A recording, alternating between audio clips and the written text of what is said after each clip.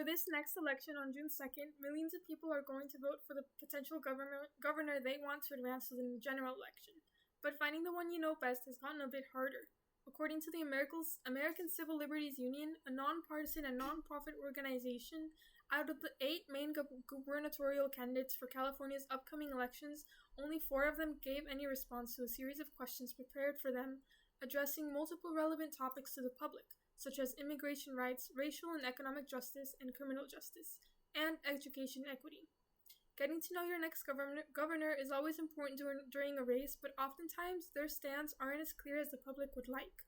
We vote for leaders who will benefit us and society, but we can only do that if we know fully where they stand on a variety of issues, as their future choices affect our way of living in almost every aspect.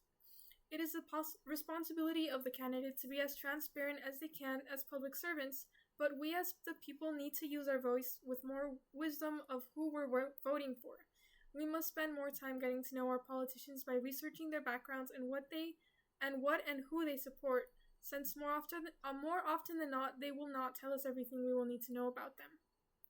The fight for the transparency should be more widespread because everything candidates say or don't say will affect their election results and what they will do in the future. The people are losing their power in the democratic election process. Their voice is becoming less influential, and as a result, our politicians no longer fully represent us.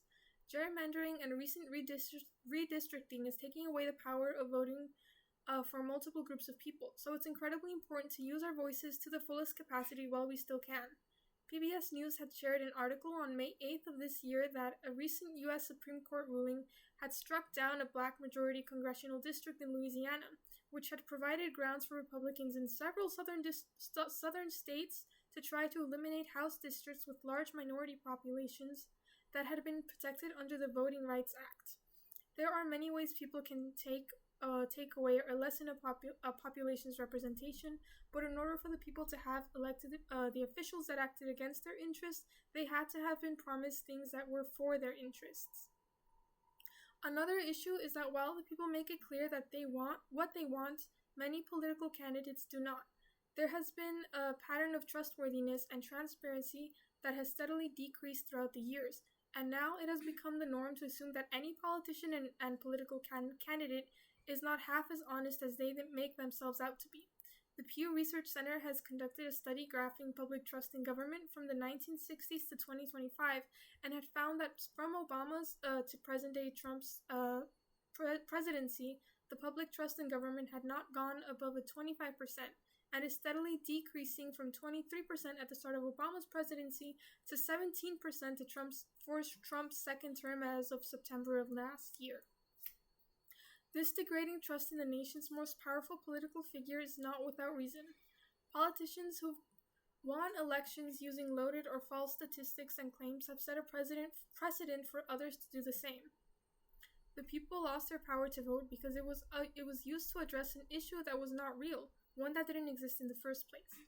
The people vote for someone who they think represents their concerns, and when that concern doesn't exist, they lose the power that their democratic voice has because the candidate was already elected. People who voted for a candidate or politician simply due to their loyalty to them or to their political party, or because not enough research was done about the candidate before voting, allows politicians to stray from what the people want because in their eyes, people will vote for them anyways. AP News had conducted a survey asking the sentiments of people of the Republican Party regarding Trump's terms in office.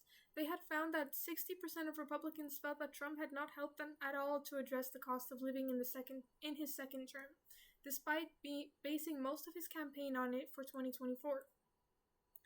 In order to avoid this, more than simple trust must be had before casting a vote. Do research, make yourself cognizant of the politics they support and their background. Are they qualified to speak about a certain issue or impose a certain solution? What are their accomplishments? A candidate who doesn't speak about their past accomplishments fails to establish their credibility because it shows they might have something to hide.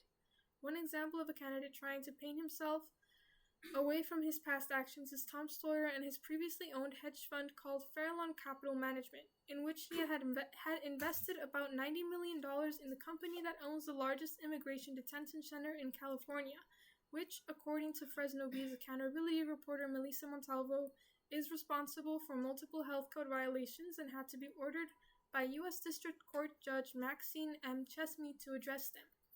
It's important to be aware of the things the candidates themselves won't tell you, and to always look past what these candidates advocate themselves as. Set aside party affiliations so it's not the main reason for voting for someone. Sometimes a politician can claim to be of one party but support ideas or policies that would generally belong to another party.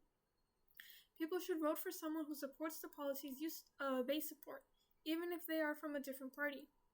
Lastly, if a candidate is spreading false information, loaded statistics, or evading a topic when asked a direct question, especially on social media, it is our duty to spread the truth and pressure them to address their falsehood.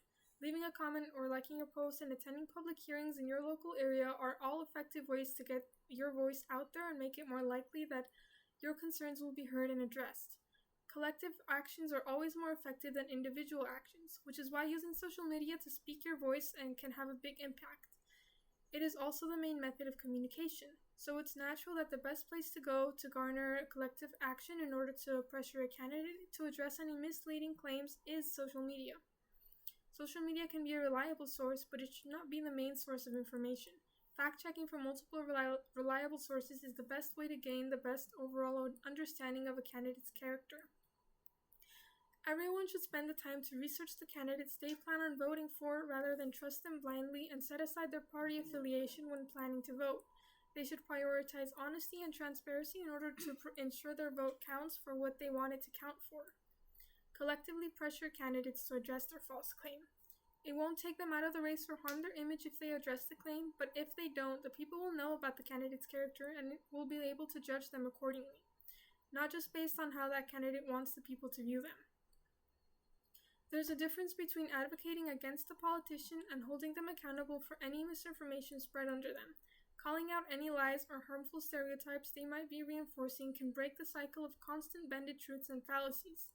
Especially in an administration that uses false statistics and misinformation to prove their points, it's important to look at the next leaders and ensure they won't follow the wrong example.